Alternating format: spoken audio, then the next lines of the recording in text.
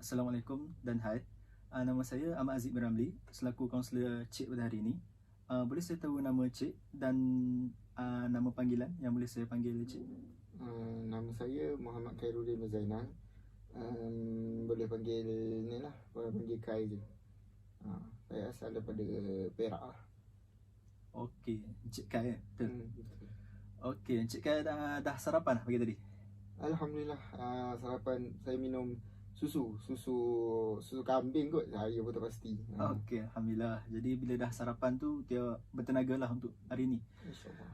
Okey, sebelum kita lanjutkan sesi ni, sekecita ingin saya maklumkan yang sesi kita ni tertakluk di bawah etika kerahsiaan. Jadi Encik Kai tak perlu risau untuk bercerita apa sahaja kepada saya sepanjang sesi ini berlangsung. Akan tetapi, jika perkara tersebut boleh membahayakan nyawa Encik Kai ataupun orang sekeliling Encik Kai, maka saya terpaksa untuk memberikan maklumat tu kepada pihak-pihak tertentu. Okey, boleh? Boleh. Okey. Jadi, boleh saya tahu apa yang Encik Kai nak kongsi dengan saya pada hari ini? Okey, sebenarnya saya datang dekat bilik kaunseling ni, saya ada satu masalah, macam saya cepat rasa bersalah lah. Bila saya rasa bersalah tu, saya akan fikir. Dia macam mengganggu jugalah saya punya hari tu. Bila rasa bersalah tu, contoh rasa bersalah pagi, saya sampai ke petang saya akan rasa bersalah tu. Okey. Boleh Cik Kai ceritakan dengan lebih lanjut macam mana perasaan bersalah tu? Dia contohlah macam ni, saya bagi contoh. Bila saya bila macam saya ada buat salah lah, tapi salah tu orang lain anggap macam tak salah. Tak tahulah, saya pun tak tahulah dia orang anggap macam mana. Tapi bagi saya rasa macam salah lah benda tu, dan saya tak patut buat benda tu. So betul lah, saya akan fikir. Start pada tu saya akan fikir, betul ke ni, betul ke saya buat, betul ke aku buat ni, benda ni dah salah, apa aku patut buat. Benda tu akan berlegar dalam fikiran saya. Dan membuatkan mood saya jadi macam, saya akan jadi pendiam, saya akan jadi duduk seorang-seorang, saya akan jadi saya akan jadi inilah, saya akan jadi memang rasa macam saya kena ada masa macam tu. Tapi sebab saya fikir benda tu, so saya akan duduk seorang-seorang fikir benda tu. Dia akan mengganggu saya punya hari tu lah. Macam kalau macam kelas tu, saya memang nak kata fokus memang kurang lah. Okey. Tadi Cik Kai kata Cik Kai agak terganggu dengan perasaan bersalah yang timbul dalam diri Cik Kai. Jadi boleh saya tahu apakah perasaan bersalah tu hadir melalui orang-orang sekeliling Cik Kai ataupun persekitaran? Dia benda ni dia bergantung juga. Kadang-kadang persekitaran, kadang-kadang dia orang sekeliling. Tapi apa yang saya perasan lah pasal diri saya, ada sekeliling lah. Contoh macam saya terlepas cakap, macam saya tercakap, macam orang tu tanya tapi saya cakap tu, benda tu bagi saya jujur, tapi tak ada makna untuk macam tak ada makna untuk menyindir ke apa ke. Tapi itulah apa yang saya fikir. Saya tak rasa macam menyindir. Tapi bila dah lepas cakap tu, saya perasan lah dia rasa lain kan. Dia berubah muka. So saya start daripada tu, betul ke aku cakap tadi. Aku rasa aku tak adalah cakap benda salah. Tapi macam mana pula dia rasa kan. Kita tak tahu dia rasa bersalah ke, tajam teruk sangat ke aku cakap tadi, adakah dia terasa hati. Macam tu lah saya akan fikir. Macam-macam lagi saya akan fikir. Dia bawa kepada saya jadi pendiam, macam tu lah.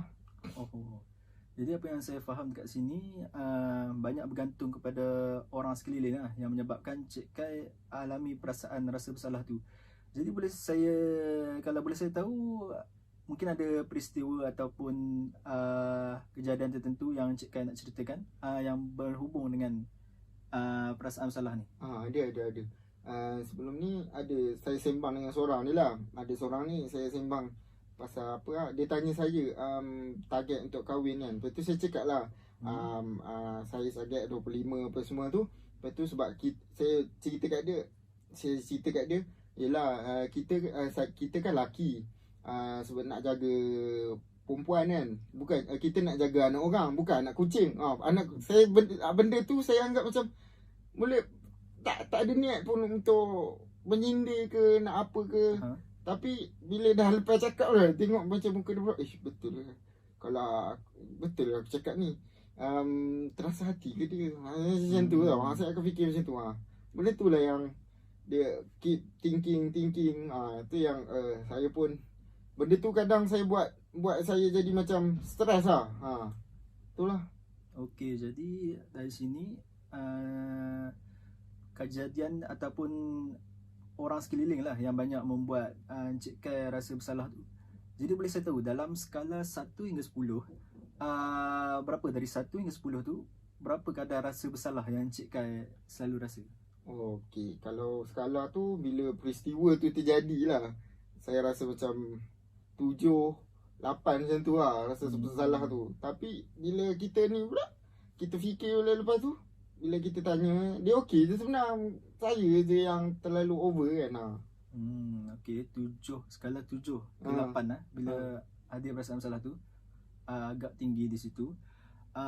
Jadi apa yang selalu Encik Kai lakukan bila berhadapan dengan rasa bersalah tu? Apa yang saya buat? Mula-mula macam saya cakap tu lah, saya akan duduk diam, saya akan berfikir apa semua tu, ambil masa lah. Tapi paling biasa saya buat, saya dah penat fikir, saya ambil bantal, saya tidur. Lepas bangun tu adalah kurang sikit. Tapi kalau macam awal pagi dia jadi macam tu, mungkin petang tu saya ambil inisiatif naik motor seorang-seorang, pusing lah mana-mana. Saya tak ada ala tuju. Saya rasa nak pergi sini, saya pergi. Saya nak pergi situ, saya pergi. Tapi tak ada buat apa pun. Isi minyak terus pergi. Tak ada beli apa pun. Tu je. Okey, jadi kat sini saya nampak lah antara inisiatif yang Encik Kai ambil ataupun lakukan bila mana Encik Kai berhadapan dengan rasa bersalah tu dengan apa? Jadi tidur dan orang kata bersia-sia lah. Jadi itu salah satu inisiatif yang baik yang Encik Kai lakukan untuk apabila berhadapan dengan situasi itu. Jadi adakah perasaan bersalah itu juga mengganggu mungkin aktiviti harian ataupun pelajaran? Mengganggu aktiviti harian atau pelajaran, ada jugalah. Ada satu ke dua peristiwa. Dia sebab dia apa macam mana, saya tak, sebelum kelas tu lah, sebelum kelas tu jadi benda tu. So dia rasa macam dalam kelas tu kita tengah fikir, so kita tak boleh fokus. Itu mengganggu lah. Saya rasa macam macam nak kata, orang kata anxiety, saya pun tak tahu lah. Saya rasa macam tu lah, memang mengganggu lah. Kalau macam nak buat assignment tu, tengah contoh saya nak buat assignment, sebelum tu peristiwa tu jadi, betul saya nak buat assignment kan, memang saya akan fikir, memang saya tak buka apa. Saya tak tahu nak tulis apa dekat laptop tu, dekat Word tu lah. Memang blank lah, memang tak dapat nak cari idea ke, ilham ke apa semua, memang tak ada. Saya akan jadi habiskan masa macam tu. Paling common pun saya main telefon apa semua kan, tak nak bagi ni. Lepas tu kalau dah penat main telefon, memang tutup laptop, tutup balik, tidur. Itu je saya buat. Saya tak boleh lah nak kata nak buat assignment time tu, nak apa, nak karang ayat ke, memang tak boleh. Memang mengganggu lah kalau macam buat assignment dengan kelas tu. Okey, jadi sedikit sebanyak perasaan bersalah ni juga macam Cik Kai nyatakan tadi, juga mengganggu pelajaran dan kata apa, masa untuk buat assignment lah. Jadi apa yang kalau boleh saya tahu, apa yang Cik Kai harapkan daripada orang sekeliling ataupun diri Cik Kai terhadap perasaan rasa bersalah tu? Untuk orang sekeliling, saya pun tak pasti, sebab saya pun tak faham. Kira macam tak faham lah apa yang dia orang rasa, apa yang ni.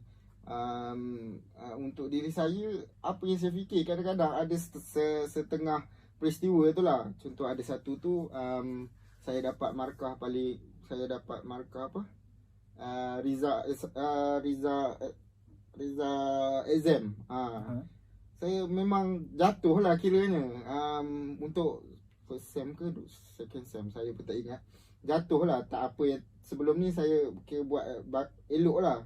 Bila sem tu jatuh, saya fikir ish, mak aku mesti marah ni, ayah aku mesti sedih, Rizak jatuh apa semua. Saya memang seharian tu saya memang fikir pasal tu. Saya akan diam, monyok apa semua. Lepas tu saya memang tak bagi tahu dulu lah Rizal. Sebab saya fikir kan, saya tak buat, tak cerita kat orang.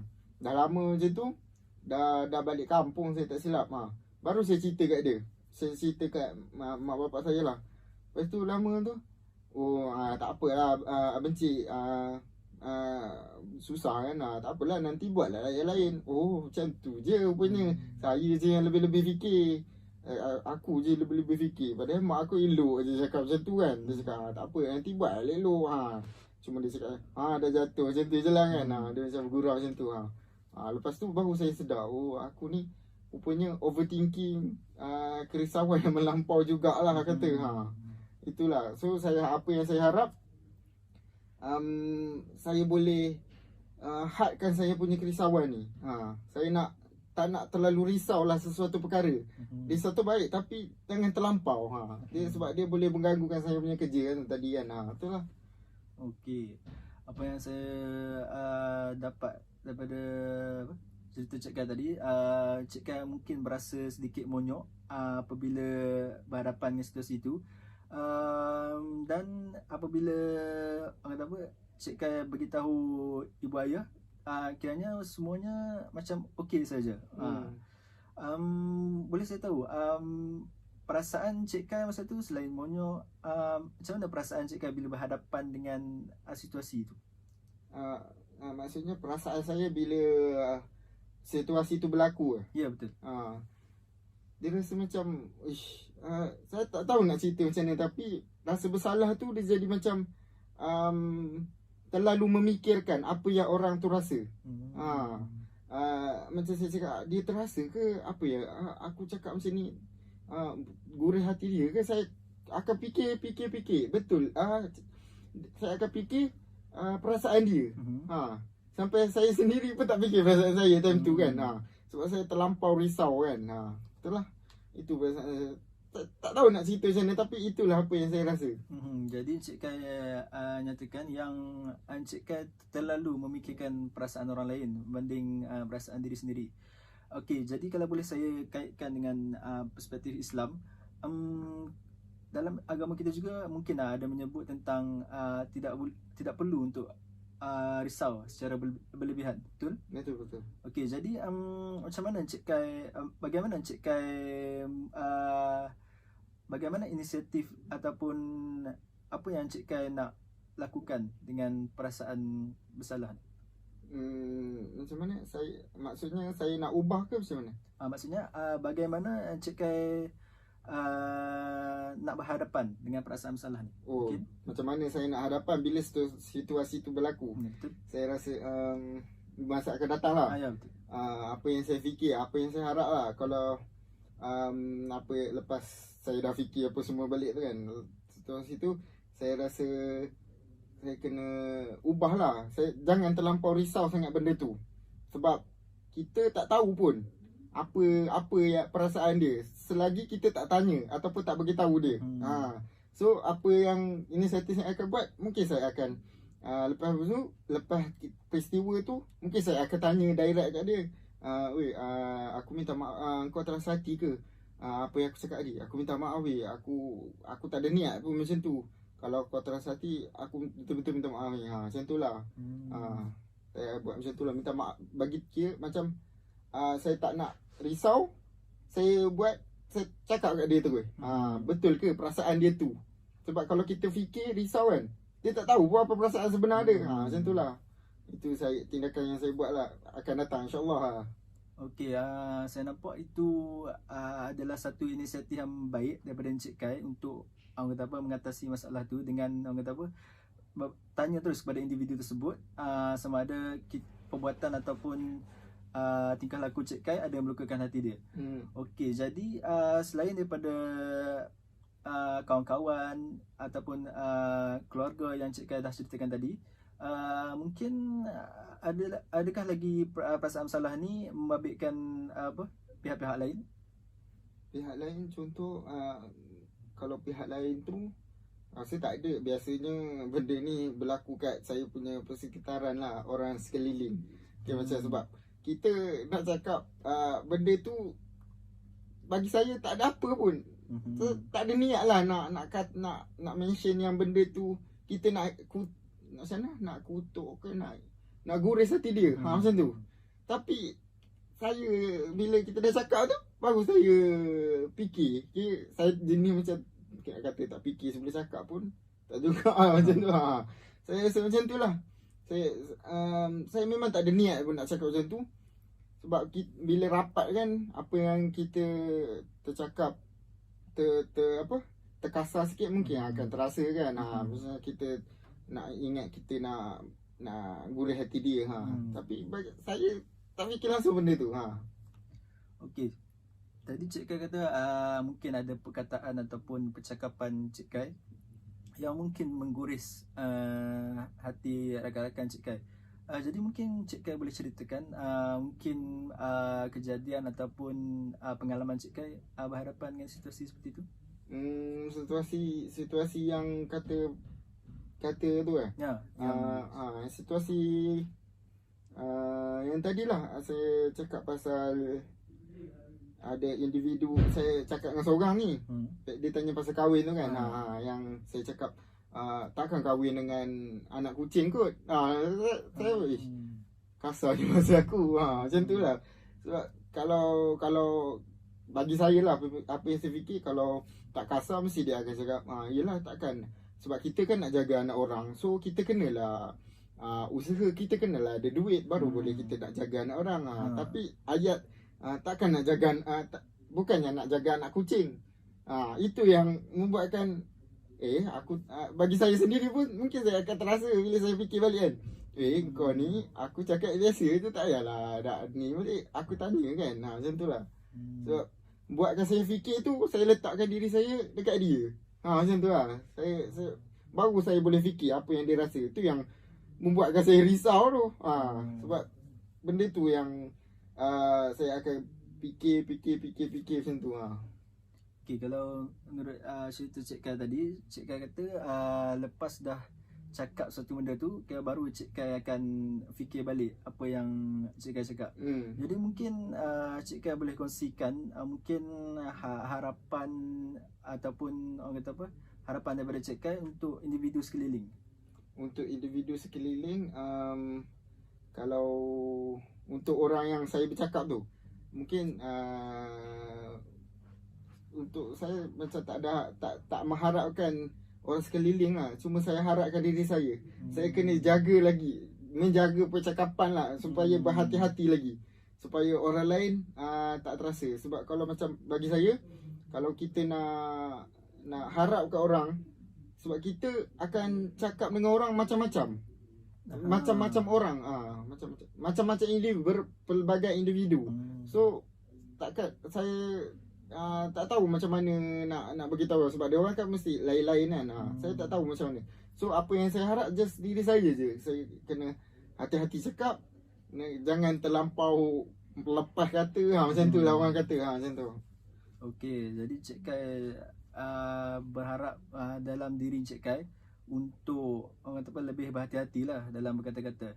Jadi adakah peristiwa ini ataupun kejadian yang Cik Kai ceritakan tadi mempengaruhi semangat ataupun mempengaruhi gaya hidup Cik Kai mungkin pada hari tersebut ataupun pada minggu tersebut? Peristiwa tu mengganggu hidup macam mana? Adakah peristiwa tu macam mengganggu urusan seharian Cik Kai? Faham. Sangat mengganggu. Sangatlah kalau peristiwa tu besar lah. Kalau macam peristiwa tu macam kecil je, saya cakap sikit lah. Macam mana? Ada satu peristiwa ni lah. Ada kawan kos lain lah, dia nak duduk sekali dengan rumah dengan saya. Lepas tu rumah saya ni dia ada banyak bilik. Satu bilik kecil ni, saya cakap tapi dia dekat belakang ke dekat mana saya tak ingat kan. Lepas tu saya cakap lah, bincang apa semua, tak apa, aku nak duduk bilik kecil tu. Sebab Sebab saya tak kisah pun bilik tu macam mana kan. Saya tak duduk situ sebab saya rasa kalau duduk kalau tak ada orang nak duduk situ, aku duduk situ pun aku rasa tak kisah apa. Sebab aku nak duduk situ pun kan buat apa, tidur, buat belajar sikit je kan. Apa kalau rajin. Itu je saya cakap. Tapi bila saya fikir balik kan, dia ni betul ke terasa ni? Itu yang membuat saya fikir sampai sebab lepas saya cakap macam tu, dia orang ambil keputusan tak nak duduk kan. Aku ni buat dia orang terasa hati ke? Macam tu. Itu yang buat pening tu. Okay, jadi sedikit sebanyak Cik Kai akan terus berfikirlah apa yang maksudnya apa yang kawan-kawan Cik Kai berfikir tentang tindakan Cik Kai tersebut, betul? Okay, jadi ada apa-apa yang Cik Kai lakukan? Maksudnya dalam erti kata yang Cik Kai ada sebut yang tinggal seorang-seorang dalam bilik tu.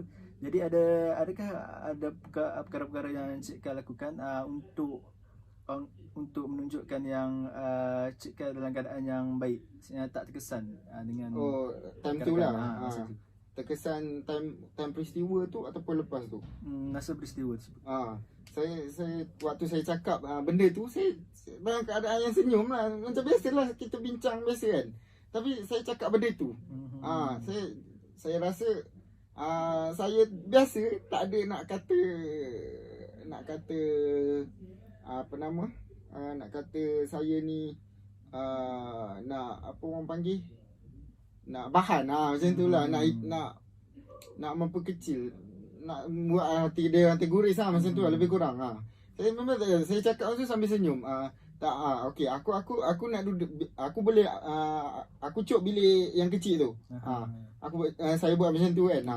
So tak ada niat, memang saya pun tak tahu betul tak ada orang terasa. Tapi itulah yang membuat saya fikir. Jadi apa yang Cik Kai fikir, mungkin Cik Kai, menurut cerita Cik Kai tadi, Cik Kai terlalu fikir apa yang kawan-kawan rasa daripada perbuatan Cik Kai. Jadi boleh Cik Kai ceritakan bagaimana hubungan Cik Kai dengan kawan-kawan? Untuk yang kawan tu saya rasa macam dah jauh lah. Sebab saya bila bagi saya kalau macam dah tu, saya akan menjauhkan diri daripada dia. Saya akan menjauhkan diri daripada dia. Saya pun tak tahu kenapa. Sebab saya macam takut ke sebab aku buat salah ke, ataupun saya pun tak tahu. Sebab memang saya akan jauhkan diri daripada dia. Dia macam tak rapat lah, tak boleh ngam orang kata. Itu yang membuatkan saya terganggu. Dan dia itu bagi pendapat saya sendiri lah, saya ambil tindakan dengan menjauhkan diri daripada dia. Lepas saya fikir yang aku cakap ni mungkin dia akan terasa. Lepas tu saya akan senyap, saya akan jauhkan diri daripada dia. So hubungan dengan dia jadi macam renggang lah. Okey, tadi Cik Kai ada nyatakan yang Cik Kai ambil inisiatif untuk menjauhkan diri dengan rakan-rakan bila perasaan tu hadir dalam diri Cik Kai. Jadi bagaimana keselesaan Cik Kai bila Cik Kai lakukan perkara tu? Maksudnya bila Cik Kai jauhkan diri dengan rakan-rakan tu, bagaimana? Adakah bagaimana keselesaan Cik Kai? Apa yang saya rasa lah bila menjauh diri pada diorang. Kalau tu terganggu jugalah. Sebab kita dah lah tak ramai kawan. Betul, kita nak jauhkan diri daripada orang kan. So memang terganggu lah. Satu, bila ada dia saya rasa macam jadi macam tak selesa, jadi serba salah. Bila tak ada dia saya akan jadi relax je lah, jadi tak ada apa. Bila dengan dia saya akan jadi senyap, tiba-tiba senyap lah. Saya tak cakap, saya diam macam tu lah. Dan lari lah pergi tempat lain. Macam tu. Itu yang saya cakap, yang menjauhkan diri. Dan saya lari daripada dia. Sebab tak nak rasa serba salah sangat. Okey, jadi Cik Kai ambil inisiatif untuk menjauhkan diri lah. Maksudnya kalau saya faham di sini, maksudnya Cik Kai lebih selesa untuk menjauhkan diri daripada individu tersebut apabila perkara itu ataupun kejadian itu ataupun perasaan itu hadir dalam diri Cik Kai. Betul. Okey, jadi boleh saya tahu apa yang Cik Kai harapkan daripada mungkin individu tersebut. Jadi Cik Kai, saya bagi ruang untuk Cik Kai untuk luahkan kepada individu tersebut apa yang Cik Kai nak sampaikan ataupun katakan pada individu tersebut. Apa yang saya nak katakan lah. Pertamanya saya nak katakan yang aku minta maaf ya. Apa yang aku cakap tu sebenarnya tak ada, bukannya untuk niat untuk mengguruskan hati kau. Tapi apa yang aku cakap tu sebab aku betul-betul maksud aku untuk memang aku nak duduk bilik tu. Dan aku bukan tak ada niat pun nak guruskan hati kau ke nak apa ke. Cuma memang betul aku nak duduk dekat bilik tu. Bagi aku rasa macam apa yang aku cakap tu betul, tapi aku tak tahu apa perasaan kau. Kalau kau tergurih hati ke ataupun terasa dengan apa yang aku cakap. Sebab bila aku fikir benda tu, aku rasa macam aku cakap dengan kasar. Mungkin engkau terasa apa yang aku cakap tu. So aku nak minta maaf lah. Minta maaf sangat-sangat. Sebab aku memang tak ada niat pun nak cakap benda tu. Tak ada niat pun nak gurus hati kau. Itulah.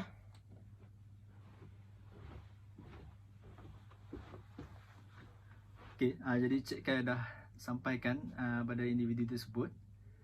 Okey, jadi adakah persekitaran ataupun keadaan rumah tu membantu Cik Kai untuk rasa lebih selesa ataupun sebaliknya bila Cik Kai dah memilih untuk tinggal seorang? Tinggal dalam bilik itulah. Saya tak ada masalah pun nak tinggal kat mana-mana. Sebab saya tak kisah pun. Sebab bilik kan kita boleh adjust sendiri bagi keselesaan kita. So apa yang kita nak kita buat lah. So setakat kalau panas tu saya ada beli kipas. Macam tu lah, saya support yang lain apa benda. Cuma kemas-kemas macam tu je lah. Sebab bagi saya bilik kecil ke besar ke sama je. Saya boleh tinggal lah, selesa je lah. Tak ada masalah pun. Okey, jadi Cik Kai ada nyatakan bila duduk seorang-seorang tu Cik Kai boleh menguruskan sendiri bilik. Dan saya nampak Cik Kai lebih rasa selesa apabila duduk seorang. Okey, jadi ada apa-apa lagi yang Cik Kai nak kongsikan dengan saya?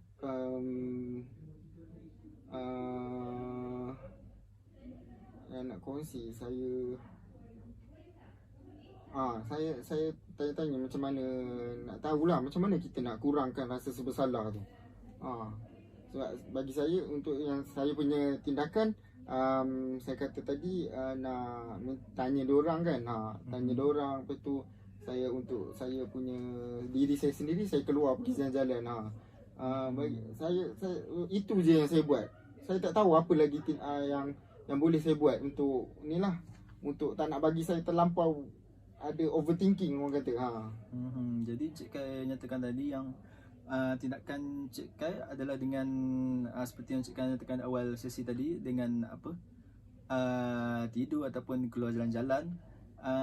Jadi adakah Cik Kai rasa tindakan tu sudah cukup untuk Cik Kai cope ataupun berhadapan dengan situasi tu? Yang tidur dengan berjalan-jalan tu, saya just untuk saya tak nak fikir benda tu. Kira macam bila terjadi benda tu, saya dah fikir, saya tak nak fikir lagi, saya buat benda tu lah, yang dua tadi. Itu bagi saya boleh, tak adalah boleh hilang, tapi boleh tenangkan saya lah. Dia macam tak ada terfikir dah benda tu. Tapi saya tak tahu macam mana saya nak kurangkan kerisauan saya tu. Tak nak bagi, bila kita cakap berdua, saya tak nak risau benda tu. Saya rasa macam biasa je. Macam tu je. Saya tak nak, bukan tak nak, macam tak nak bagi saya terlampau berfikir apa yang saya buat tu salah, tapi pada orang lain tak ada apa pun. Macam tu lah, saya nak tahu benda tu. Okey, tadi Cik Kai ada nyatakan yang dengan melakukan perkara tersebut, Cik Kai rasa tenanglah dan orang kata apa, dapat meredakan sedikit perasaan tu. Jadi boleh saya tahu apa yang Cik Kai ingin capai ataupun matlamat Cik Kai untuk maksudnya apa yang matlamat Cik Kai yang Cik Kai nak capai dengan situasi yang Cik Kai hadapi sekarang? Apa yang saya nak lah Ya, daripada peristiwa tu, untuk perubahan yang baru lah. betul. Saya nak itulah, saya nak tak nak terlampau risau, dan saya kena berhati-hati bercakap. Saya kena lebih berhati-hati bercakap. Yang mainnya saya tak nak terlampau risau je. Sebab terlampau risau tu yang membuatkan saya terganggu belajar, terganggu buat assignment. Tu lah. Okey, jadi matlamat yang Cik Kai nak capai adalah Cik Kai nak cuba mengatasi masalah ni agar orang kata apa, fokus Cik Kai dalam pembelajaran dan orang kata apa, kehidupan seharian tidak terganggu. Okey, jadi saya rasa kita dah menghampiri ke penghujung sesi. Jadi ada apa-apa lagi yang Cik Kai ingin tambah? Saya rasa tu je lah. Tu je lah. Okey, kalau boleh saya simpulkan daripada apa yang Cik Kai kongsikan pada saya pada hari ini.